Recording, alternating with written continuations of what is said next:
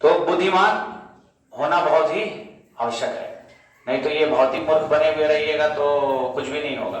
ठीक है, इसीलिए भक्ति का जीवन बहुत ही सरल है, मगर ये जगत के लोगों ने इनको क्या कर दिया है, क्या कर दिया है, बहुत ही कॉम्प्लेक्स बना दिया है। हाँ, इतना आपको बोलेंगे कि आप भक्ति भी नहीं कर पाएंगे, भक्ति ही नहीं करोगे, शर्म से लजा जाएंगे। देखिए आज बहुत ही ईमानदारी के साथ आप लोगों ने खुद से तिलक लगाया, फिर वहां जाकर के प्रभु जी हमको भी थोड़ा तिलक लगवा दीजिए, लगा दीजिए, है कि नहीं?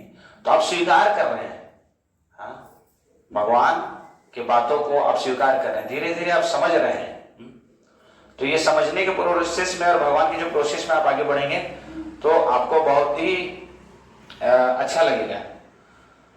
तो इसमें बताया जाता है कि ऐसा आश्चर्यमय फल प्राप्त करने की विधि इतनी सरल है कि निर्धन से निर्धन व्यक्ति को योग्यता का विचार किए बिना इसे पाने का प्रयास करना चाहिए। तो बताया जाता है ना, योग्यता ना करो कोई, कि कोई योग्यता ही नहीं है भक्ति के लिए। लड़का है, लड़की है, हाँ, बूढ़ा है, बुढ़िया है, मुस्लिम है, हिंदू है, हाँ, गरीब है, अमीर है, छोटा है, नीचा है, ऊपर है, कैसा भी कोई भी क्यों ना हो, सभी भक्ति पाने के लिए क्या है, योग्य है। सभी क्या है, भक्ति पाने के लिए योग्य हैं और सभी भक्ति कर सकते हैं। और ये सरल है, ये कोई हार्ड नहीं है, ये सरल है। बनाया तो कॉम्प्लेक्स किसने है, इस जगत के लोगों ने।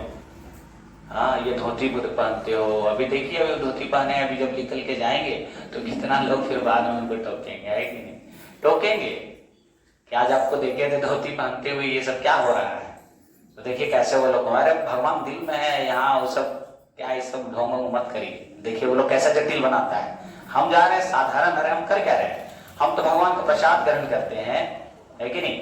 भजन कीर्तन करते हैं, भगवान को याद करते हैं, फिर अपना दैनिक चर्या का सारा कार्य के लाभ तो हम कर रहे हैं। तो फिर हम भौतिकता में कहाँ, हमको क्यों तुम जटिलता में फंसा रहे हो? तो मायावादी ऐसे ही होते हैं। मायावादी क्या बोलते हैं, ये जगत क्या है, मिथ्या है। ये जगत क्या है, मिथ्या है। ब्रह्म सत्य, जगत मिथ्या। तो कभी कोई मिथ्या होती मत समझिएगा, ये जगत भी सत्य है, भगवान भी सत्य है, हम भी सत्य हैं, जो कर रहे हैं वो भी सत्य है, सब सत्य है। और फॉर्मूला के अनुसार वो सब कुछ, जो कुछ नाश होना है वो नाश होगा, और जो शाश्वत रहना है वो शाश्वत रहेगा। अब बोलता है कि जगत मिथ्या है, कुछ नहीं है, तो ठीक है, जगत मिथ्या है और कुछ नहीं है, तो क्यों खा रहे हो? कुछ है ये नहीं है, भ्रम है, मत खाओ, मत खाओ, मत पियो, न मत सो, कुछ भी मत करो, सब मिथ्या है। ठीक है, मिथ्या नहीं है, ये सत्य हो रहा है। हाँ, मगर वो भगवत गीता के फॉर्मूले के अनुसार क्या होगा, वो चलेगा। ठीक है, जब उसको मिटना होगा वो मिटेगा, और जिस चीज को शाश्वत रहना है तो वो चीज शाश्वत रहेगा। तो हम शाश्वतता की ओर क्या करेंगे, हम भागेंगे ना। ठीक है, मगर ऐसा नहीं कि अब जो चीज हम नहीं जान रहे तो उसको हम मिथ्या बता दिए, झूठा बता दिए, कुछ है ये नहीं। ठीक है, तो हमारा सिद्धांत क्या हो गया, बदल गया। तो फिर हम मिथ्या सिद्धांत की ओर चले गए, हम मायावाद सिद्धांत की ओर चले गए, और ये बहुत ही खतरनाक है।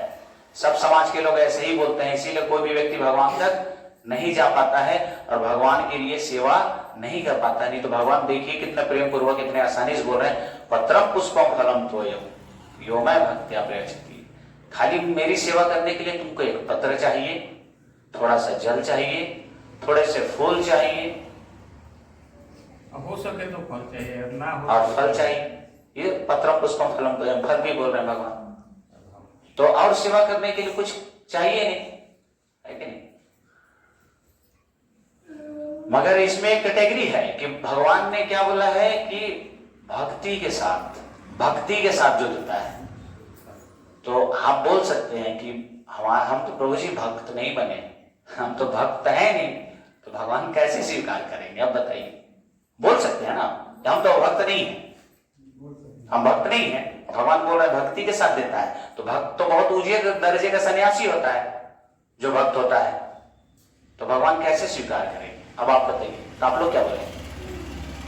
आप लोग बताइए क्या बोलेंगे? आप तो भक्त नहीं है, तो इसमें क्या बताया जा रहा है? भक्ति के साथ बताया जा रहा है। और आप भक्त नहीं है तो आप देंगे तो भगवान कैसे स्वीकार करेंगे? प्रेम, हाँ, प्रेम। तो प्रेम पूर्वक तो देखिए, जो भक्त होगा वो तो प्रेम पूर्वक देगा, और भक्ति ही नहीं है तो फिर प्रेम भी कहां से आएगी। एक वैष्णव में सारे गुण आते हैं।